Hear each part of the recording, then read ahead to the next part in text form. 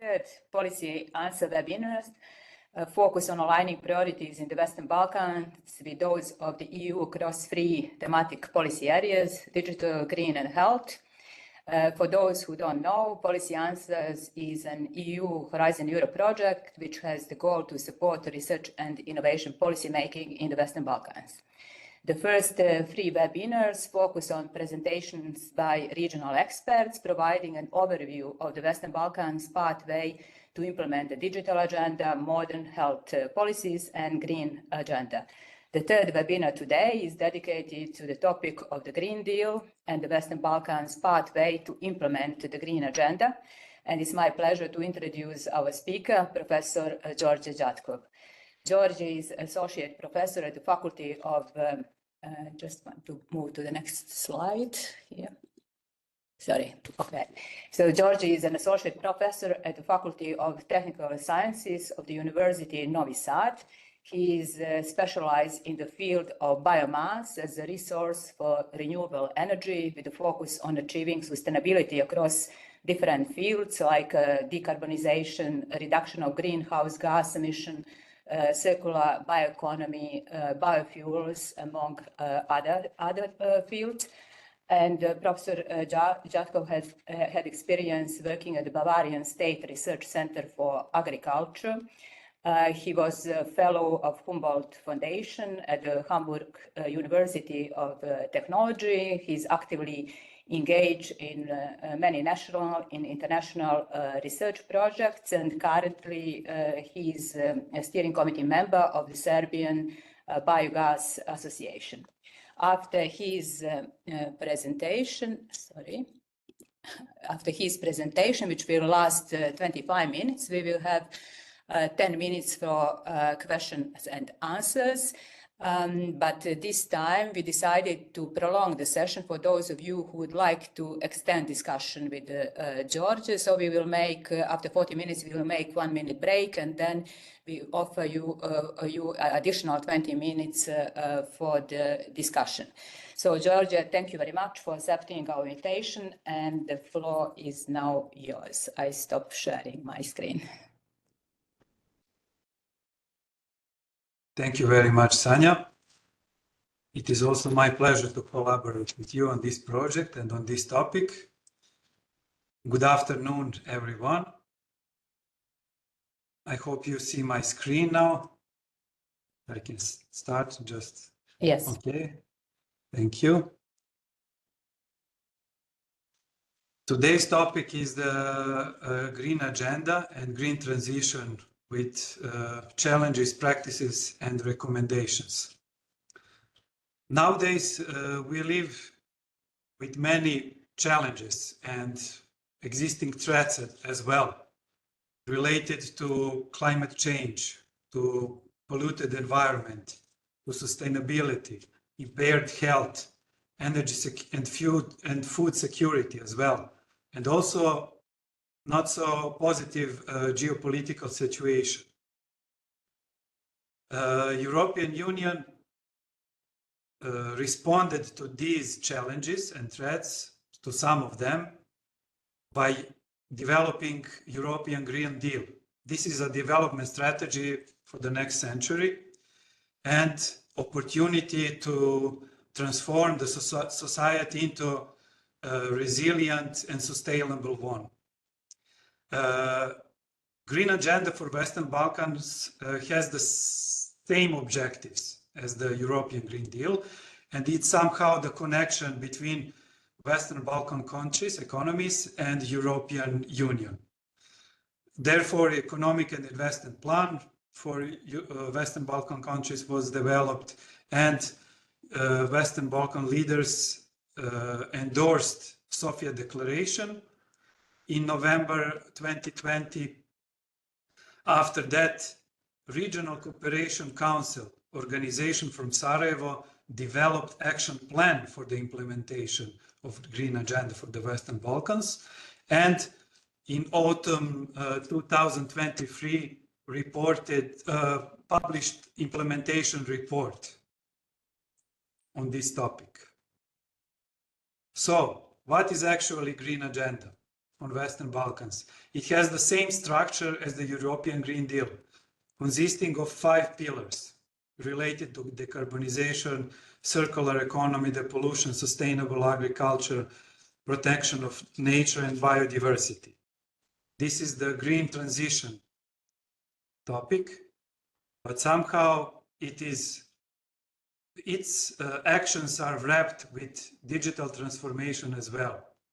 And of course, the impact on health is very clear.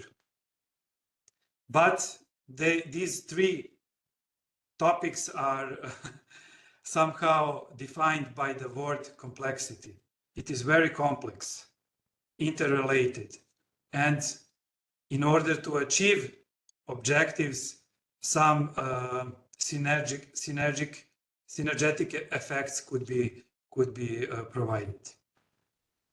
Okay, in the next few slides, shown are assessment results of the framework conditions in Western Balkan countries related to green agenda. They are related to specific pillars. And within, for example, decarbonization, we have separately climate action roadmap, energy roadmap, and sustainable transport roadmap. Moving to circular economy pillar, the pollution, sustainable agriculture and food systems, and biodiversity and nature. These results are based on RCC, Regional Cooperation Council implementation report, which are mostly qualitatively described. But in order to deliver a report for this project, I developed a very simple approach which enabled me to quantify these results, and the results are following. In general, the framework conditions, namely laws and by-law documents, national strategies, action plans, and so on, related to green agenda are, I might say, half ready, between 30 and 50%. And surprisingly, decarbonization, which is the most complex one pillar, has the highest grade. And the results can be seen also per Western Balkan economy.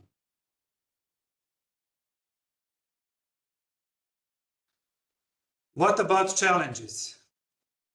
The first challenge is, according to my opinion, capacities or missing capacities.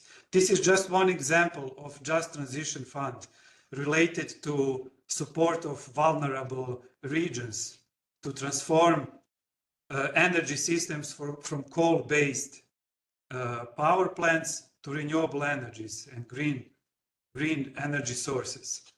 So far, Western Balkan is not eligible. But in order, for example, to use such opportunities, we need capacities at all levels. One of the results from other projects or reports is that maybe public opinion on the status or opportunities for reforming the energy system, and what are the most relevant problems. In all Western Balkan countries, more than 1,000 interviewees were asked to answer, and the answers were related mostly to economic hardships, corruption, and energy crisis. These are the most relevant problems. Also, they were asked whether the European Union requirements are too high. Most of them, or the largest share, answered yes.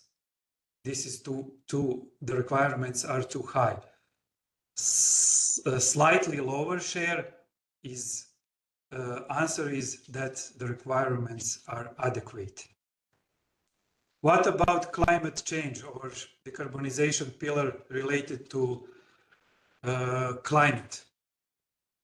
The largest issue is actually the source of greenhouse gas emissions, which are with no doubt coming from the energy sector. You may see on the left side of the diagram that this sector is dominant in all Western Balkan economies. Related to trend of overall greenhouse gas emissions, comparing, for example, with the level of 1990, there is certain decrease in the level of annual greenhouse gas emissions, but this is maybe related to population decrease or not so intensive industry as in that time. But in recent year, there is no significant reduction of greenhouse gas emissions in this region, whereby the CO2 and from energy sector by combustion or burning of fossil fuels is the dominant contributor.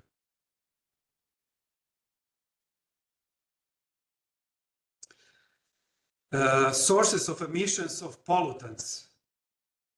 Here are presented, for example, NOx emissions and particulate matter 2.5.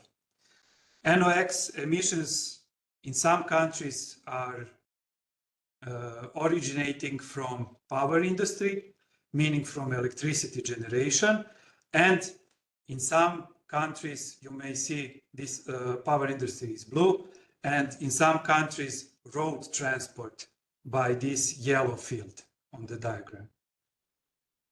But for someone surprisingly, for me not, dust emissions, or on this example, particular PM 2.5, are dominantly originating from household, meaning emissions from small boilers and stoves intended for cooking and heating of residential space.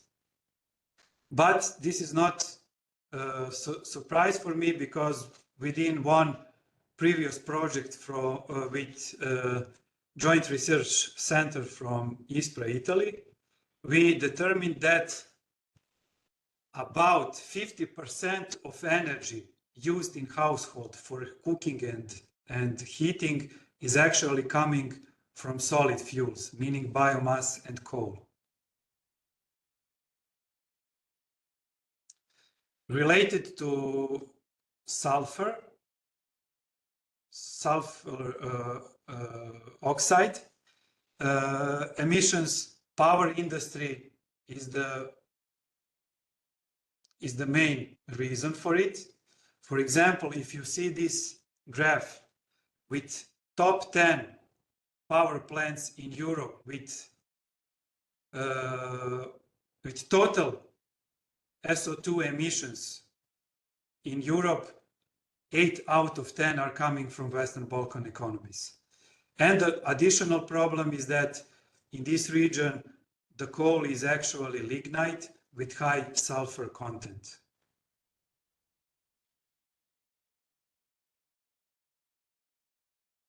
If the question is whether the level of emissions are appropriate in this region, the following graph shows that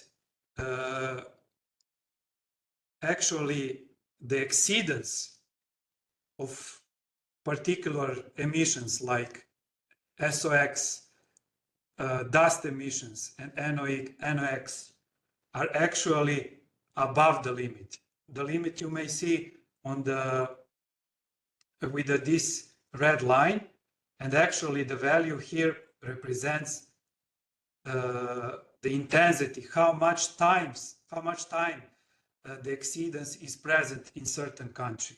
And in this case, SOx emissions are dominant and have in some cases between 6 and 9 times even exceedance above the approved or ceiling values.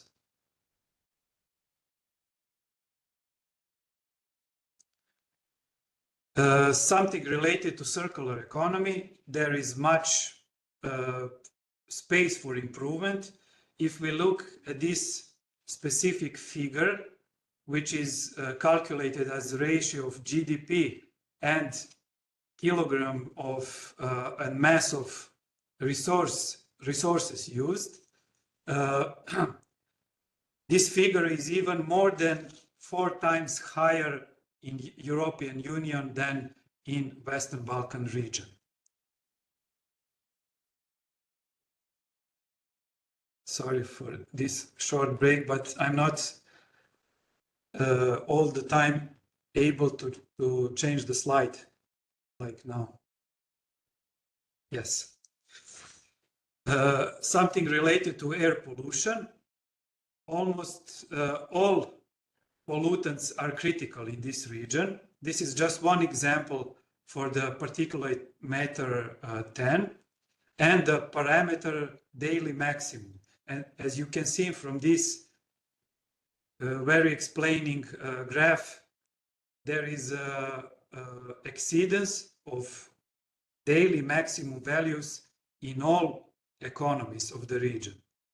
And additional information, if you look at this figure, this is the number of allowed days with exceedance of daily maximum value. And in some countries, we have even half of the year present the exceedance of this parameter. And not only the air quality is the problem, also the monitoring network is, there is a very much room for improvement, meaning that number of measuring stations with continuous monitoring of all relevant pollutants and their parameters are needed to improve the monitoring side and to propose the mitigation measures and improvement of air quality. Relation to health, air pollution caused, for example, here is presented parameter death rate, and we can see that figures presented for Western Balkan region are worse than European Union, and additional information that in European Union death rate, meaning number of deaths per 100,000 inhabitants, in European Union is decreasing, and actually in Western Balkan region is increasing by the time. Similarly, can be concluded looking at this specific parameter, years of life lost, but interesting information that neighboring European countries around Western Balkan region show very similar figures like our region, yes, like Western Balkan. Related to agriculture, there is also much room for improvement. For example, selected 2 figures. For example, share of area under organic farming in the total area of agricultural land in Western Balkan region is only 2%, and more than 4 times is present figure in European Union. Related to reduction of greenhouse gas emissions from agriculture, there is as well no significant changes. There are no significant changes in the recent years, showing that implementation of framework for green transition is not at the satisfying level yet. Related to nature and biodiversity, the last pillar, for example, this species protection index shows that in some countries high number of protected sites are present, and also that there is a growing number of protected sites, meaning that the trend is increasing. This is very positive for this period. Related to best examples, this is actually extracted information from conducted interviews within this study I performed for the Policy Answers project. And actually, more or less, all interviewed relevant experts presented best examples which are actually, I might say, individual cases or not coordinated cases. Even in some cases, they stated these were the results of few enthusiastic individuals at some institutions. And this is not so satisfying level to conduct green transition.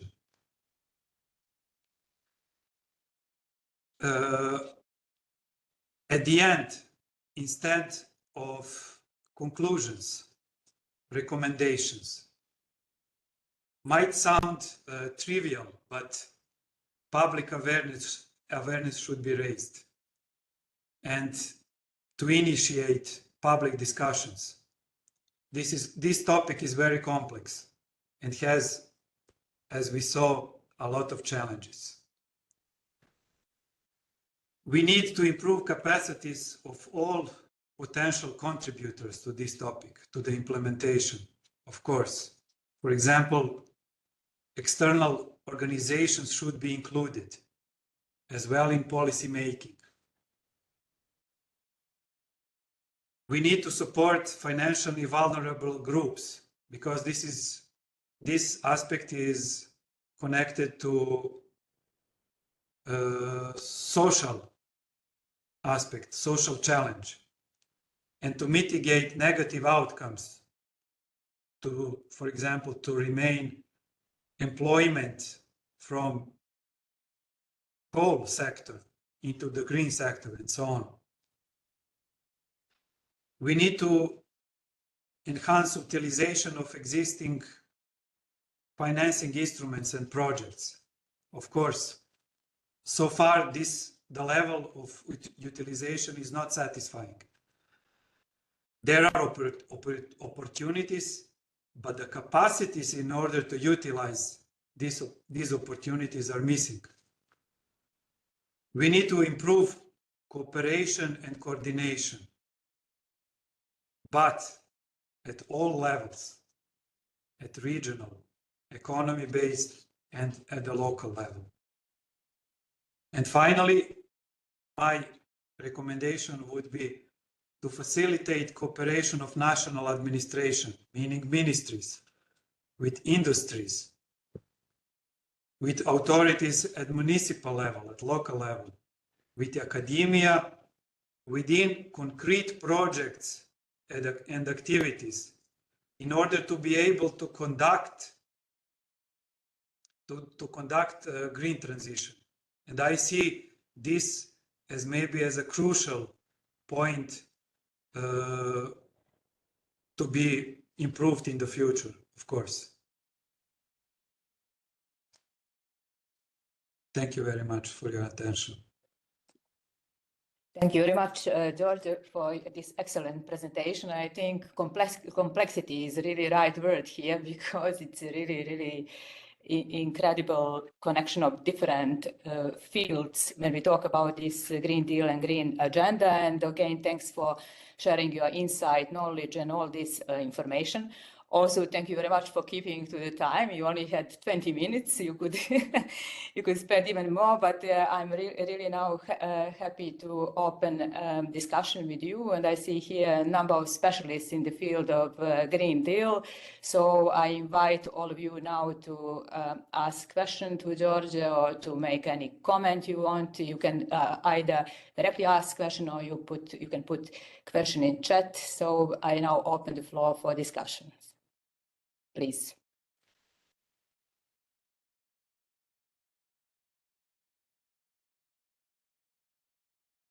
Okay, Claudio, please. And thanks for joining this webinar. Yeah, good afternoon, everyone. I hope you can hear me. Just give me an okay. We hear you. Yeah, you can listen. Okay.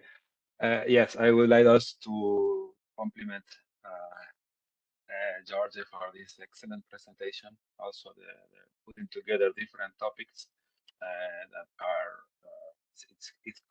as you said, it's toward the complexity and trying to make sense out of all the data we are generating here. By the way, I take also the opportunity to mention that Djordje is one of the main actors in the new version of the report that the JRC is preparing. He anticipated some of the figures, but there will be much more in the new report. And I think that the effort is important. That this analysis that Djordje made in order to merge together different fields, it's really important. And my question will be, if Djordje, you can maybe suggest, in which fields do you think so the contribution could be in the case of the JRC, but from the European Commission? So how will you see the areas where the support is more needed in financial terms, or how do you see that the support could be, let's say, how could we do better in order to promote the implementation of the green agenda? Thank you. Thank you, Claudio, for your question, and it is nice to meet you again. Thank you for participating. My answer would be, beside financial contribution, knowledge, support with specific expert knowledge in all fields. That is for sure missing. We don't have, as I said several times during the presentation, we don't have sufficient capacities. Certain capacity is existing in the country, but in order, for example, I'm also facing that on my personal example, that potential activities and requests to join some projects in this field of decarbonization and green agenda and so on is increasing all the time. That means not sufficient number of maybe persons, even at universities, are competent maybe to stand this, how to say, blast of coming activities which are needed to conduct green transition. That means supporting knowledge, for sure. But you made a good point. So in fact, you are a good example on how the collaboration, you started collaboration with JRC a long time ago, and now you are taking your protagonist of this analysis that you made on your own.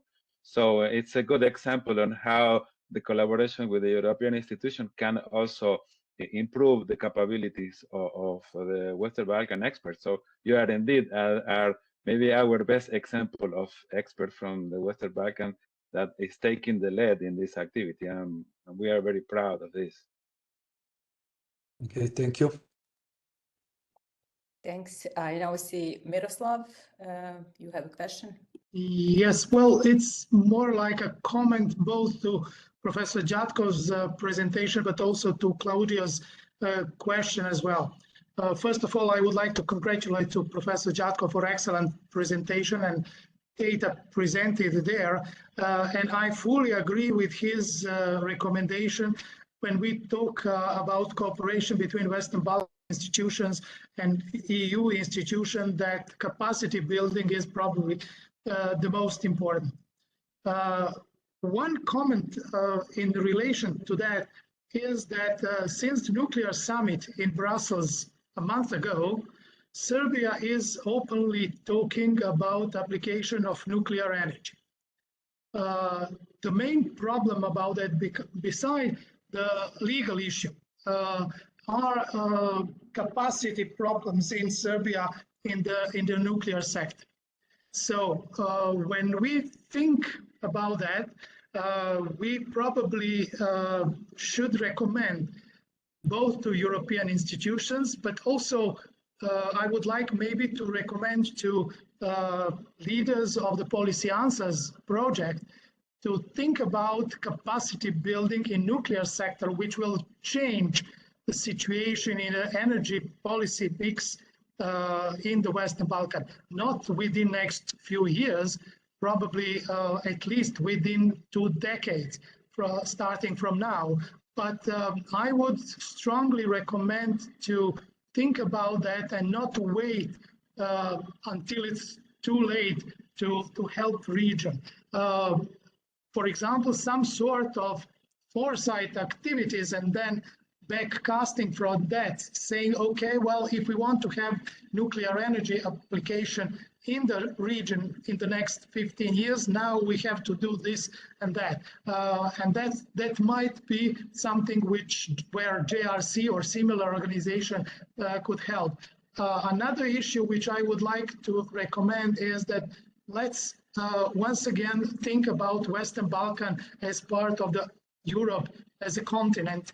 Western Balkan is surrounded by EU member states, and when you think about, for example, nuclear energy application, we should think about countries surrounding Western Balkan and capacities in those countries, and trying really to share the knowledge in the wider region, not only focusing on the Western Balkan. But as I said, maybe since we have this kind of webinars within Policy Answers, one of the webinars before the end of the Policy Answers project might be dedicated to discussion or presentation about application of nuclear energy in the region and capacity building on that topic. Thank you. So, Djordje, you want to comment? Yes, maybe to add that before this this news, the answer, how will we manage decarbonization in our region, was only question mark. Meaning that nuclear energy is considered maybe as a clean. It's not renewable, but it's clean. But for example of Serbia, 70% of electricity is generated from coal, from lignite. And even introducing new and disruptive technology until 2050, this is not, how to say, manageable. With diversification of different energy sources, besides introducing something like that, that is my personal opinion. I mean that we would not be able only from renewables to decarbonize the region, Serbia and other countries as well. And maybe also Europe as a whole. I now see Paulina. She wants to ask a question. Paulina, please. Yes, hello. I am coming from Macedonia. I hope you hear me. My internet connection is not so good, so I will not turn on my video, not to get into a situation where you will not hear my question. I would like, first of all, to thank Professor for the excellent presentation. You have really made an excellent presentation of the results and the amount of data you have collected and analyzed firsthand. I've been working in the area of climate change in Macedonia and in the region for many, many years. And I would like to compliment the recommendations that you have provided.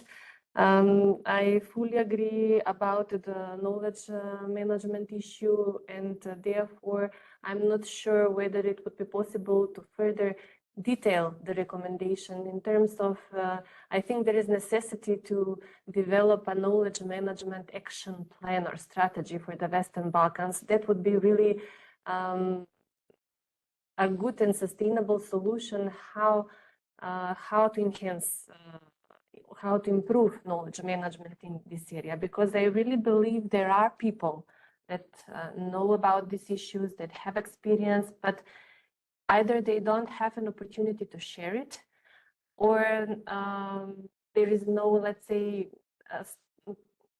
relationship, institutional, how to say it, governance, when it comes to cooperation between institution and the science sector. So these are all project-related and scattered activities, and I believe this should be more streamlined somehow.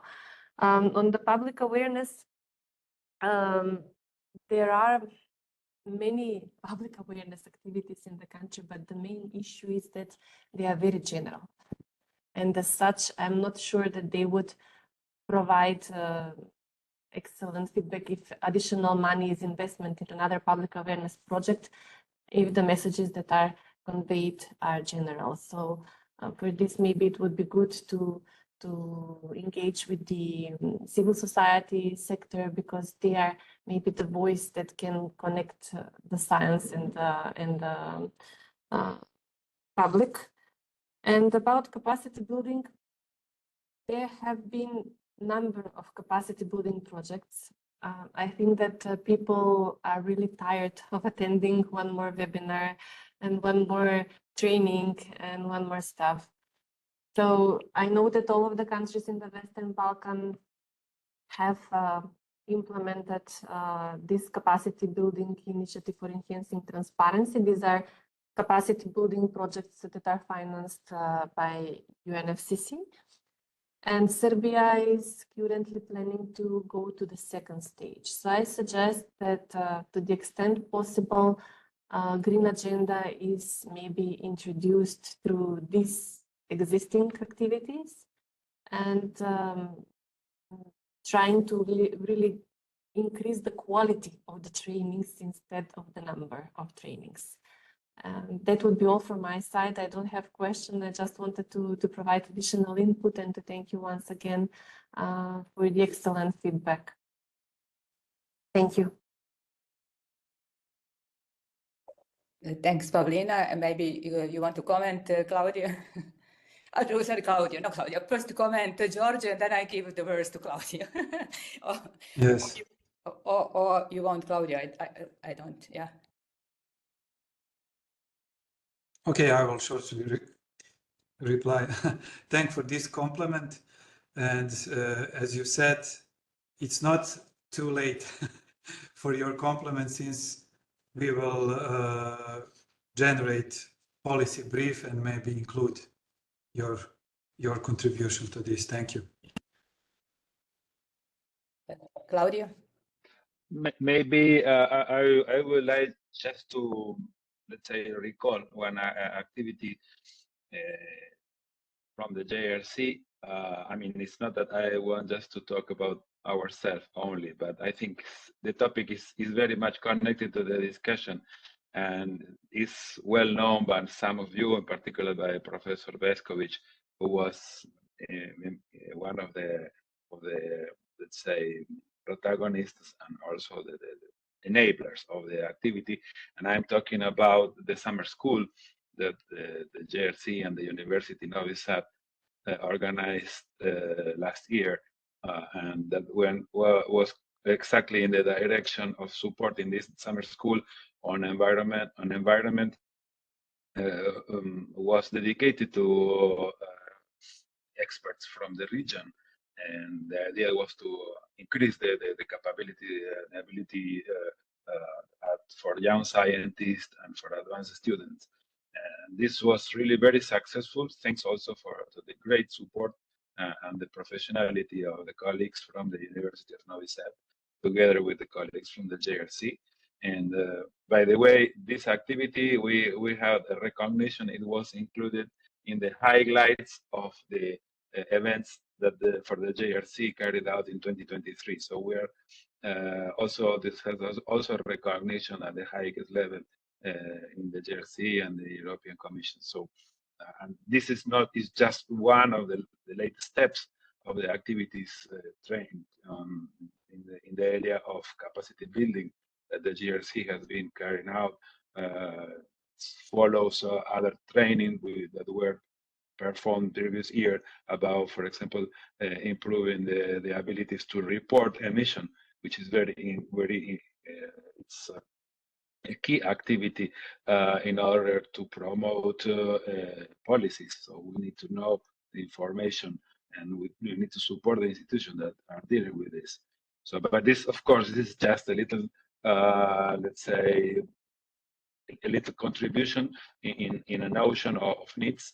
But I think at least we are trying to show the way, and we hope that this kind of thing will be repeated in the future and enlarged and extended to other countries and other universities.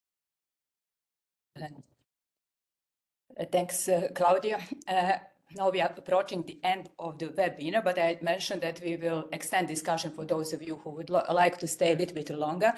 But before doing that, let me also ask myself a question or make a comment. My feeling is, and also listening to what Pavlina said, is that the big part in the Western Balkans is the governance of if we talk about the green agenda implementation. We are 2024, there are well-defined goals up to 2030, and now you show us assessment of the progress up to now. If you look at the framework, it's only 30% ready and up to 50% ready, but this is only framework. And as I said, my feeling is that we need a really serious governance structure. And if we have such serious governance structure with policymakers and also different stakeholders, and this governance structure would be nice to have external experts like a JRC, because we can see a lot of report, a lot of data, but they are not policymaking based yet on that data. And I would like to ask you whether you agree on that. Moreover, you discussed about big envelope of money, 9 billion euro from European Investment Plan for the Western Balkans, which is part of this global gateway. And where Western Balkans is in absorbing the money at this stage, because it's actually meant to help green and digital transition.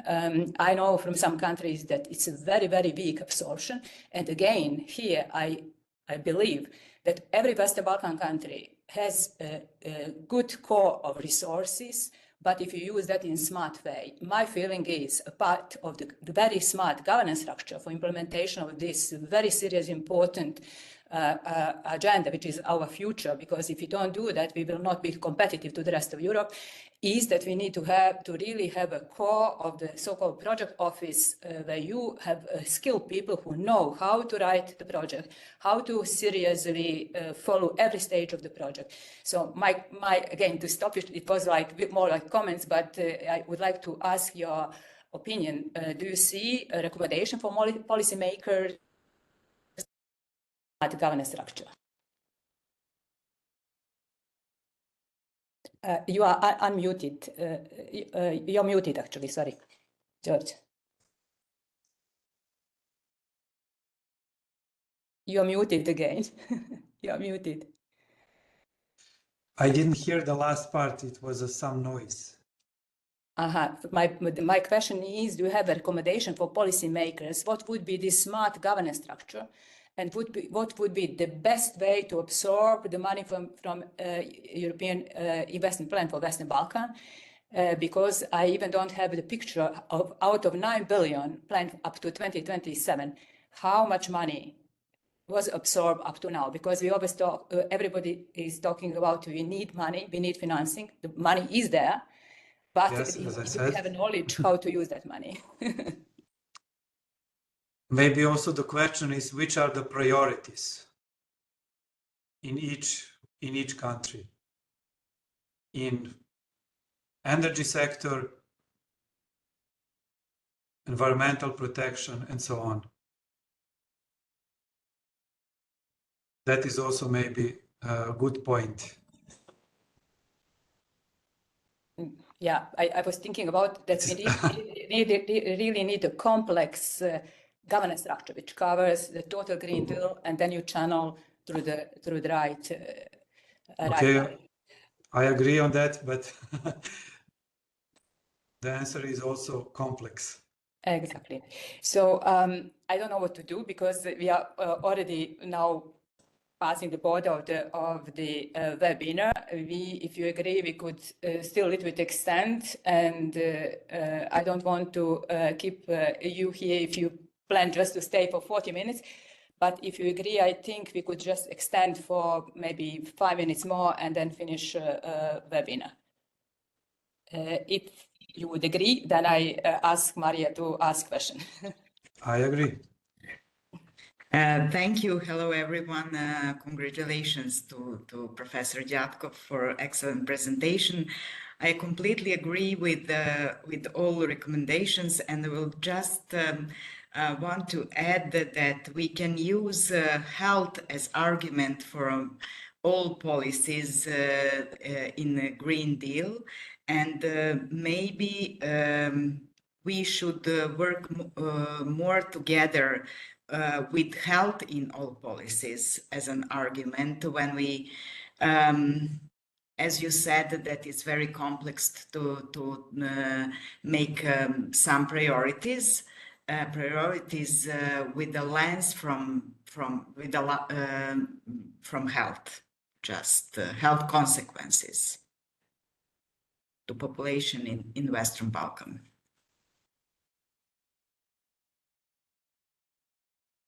Thank you. That is all. Yeah, you want Djordje to comment? Yes, maybe shortly. That at the end of the day, everything is about the money. And Maria, in particular, worked together with Claudio, as far as I know, on the investigation how much air pollution costs country or due to impaired health or lives lost and so on. Then starting from energy, air pollution, we come to health, and then at the end on the cost that the government or state needs to cover related to the years of life lost and so on. Yeah, so are there any questions, other questions for Djordje? I don't see any. So Djordje, once again, thanks a lot for this great presentation, and thanks to everybody for participating in the discussion. Before closing, let me share with you a few more information. You see my screen, right? Yeah, okay. So before closing, I would like to invite you to register for those, of course, who did not yet do that, to register to B2Match platform, where you can network with the experts. But I also want to announce that we now created a special link, which is called Marketplace. And from this link, you can actually use the link for finding the partners, for calls, for creating different opportunities, and we will share all that information with you by the platform. I would also like to announce that thanks to the 3 regional experts we have in our project, Bojana, Maria, and Djordje, we will have reports ready to share with you. The report on digital transformation is already ready. We will distribute, and we expect by end of May to have a report on the green transition, and that will also be shared with you. I would also like to announce that the 4th webinar, which will take place on May 27, will be dedicated to the topic of European missions, which is an important policy instrument for alignment. On our EU Western Balkan platform, you can find all this information about the webinar and information of the next webinar, and all these previous webinars were recorded. You can there is a link to the video recording, and of course presentation can be also downloaded. So with that, I would like once again first to thank to Djordje and then to all of you participating in today's webinar. And I also would like to invite you to follow the Policy Answer activities on the Western Balkan Info Hub website. And if you have any information to share with us, or you want us to promote some information, please contact us. So with that, we now close the third webinar. And once again, thank you very much for participating. And I hope to see you soon in the next session. Thank you very much. Goodbye, Thank you. everyone. Bye bye. Bye bye.